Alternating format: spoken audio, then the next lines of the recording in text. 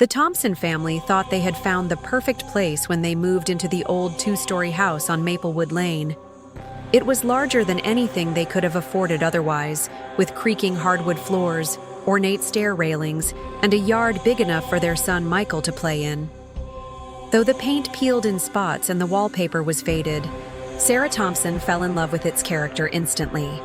David, her husband, was simply relieved they had found something within budget. It wasn't perfect, but it was theirs. The first week was quiet, almost too quiet. By the third night, Sarah began to notice odd sounds after Michael was tucked into bed. While unpacking boxes upstairs, she paused. From within the walls, she could swear she heard the faint murmur of voices. It wasn't the pipes, nor the wind, but something softer, as if someone was whispering a secret just beyond the plaster. She pressed her ear closer, but the words vanished, leaving her unsettled. Sarah brushed it off, convincing herself it was her imagination in a strange new house. But over the following days, the whispers grew harder to ignore. Sarah would catch fragments while doing chores. Words like leave and listen whispered directly behind her, though no one was there. One evening, Michael ran into the kitchen, pale and trembling, saying he heard a woman crying in his bedroom. David dismissed it as nerves. After all, moving into a new house could unsettle anyone. Still, the look on his son's face left him uneasy. By the end of the first week, the whispers had spread. They could be heard at all hours, never loud, always just soft enough to make the listener strain to hear more. Michael began waking at night, screaming that someone was standing by his bed. He drew pictures of dark silhouettes looming over him, their mouths open in silent screams. Sarah, desperate for answers, started keeping a journal, recording each whisper she heard. Phrases like, "He knows on, they never left," filled her pages. David, still skeptical, decided to prove the house was simply old and noisy.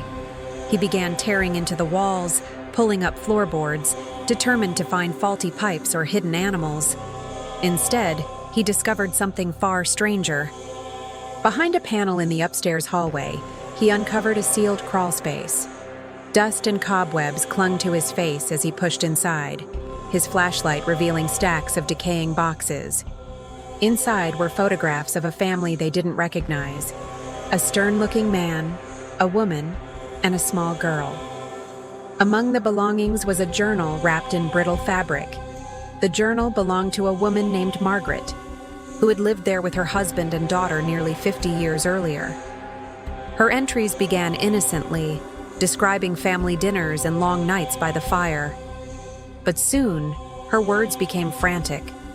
She wrote of whispers in the walls, voices urging her to confess things she had never done, voices that grew louder at night. Her final entry was smeared across the page. "He listens to the walls. He knows our secrets. We can't escape him." That night, Sarah woke to the sound of her own name hissed directly into her ear. She bolted upright, but the room was empty. Down the hall, Michael's door slammed shut with a force that rattled the frames on the wall.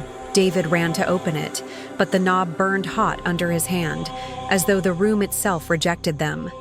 Inside, Michael sat wide-eyed, pointing at the corner where a tall shadow flickered and disappeared as the lights came on. From then on, the house was alive with activity. The whispers became screams, echoing through the halls, overlapping, like a dozen voices all begging to be heard. At night, heavy footsteps paced above their heads, even though no one was upstairs. Shadows passed under doorways, and cold spots spread through the rooms like invisible pools of ice. Sarah began to fear the mirrors, claiming she saw faces behind her own reflection. One night, the family huddled together in the living room as the chaos reached its peak. The walls shook violently, as though something inside was desperate to claw its way out.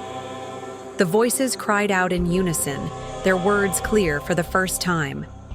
"Get out before he finds you." Then came the unmistakable sound of laughter, low, male, and mocking, reverberating through the house. Terrified, the Thompsons fled into the night. The next morning, police searched the house but found nothing unusual.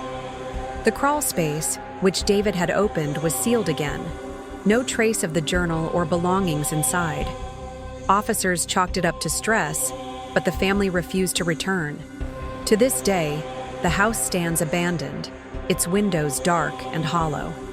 Neighbors avoid walking too close, claiming they've heard faint whispers drifting from within, as if the walls themselves still hunger to share their secrets.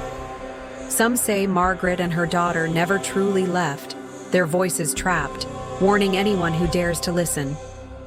Others whisper about the man, the one Margaret feared, and wonder if he still lurks there, waiting for the next family to uncover his truth. If you enjoyed this chilling story, don't forget to like, comment, and subscribe for more terrifying tales. Your support keeps the nightmares alive.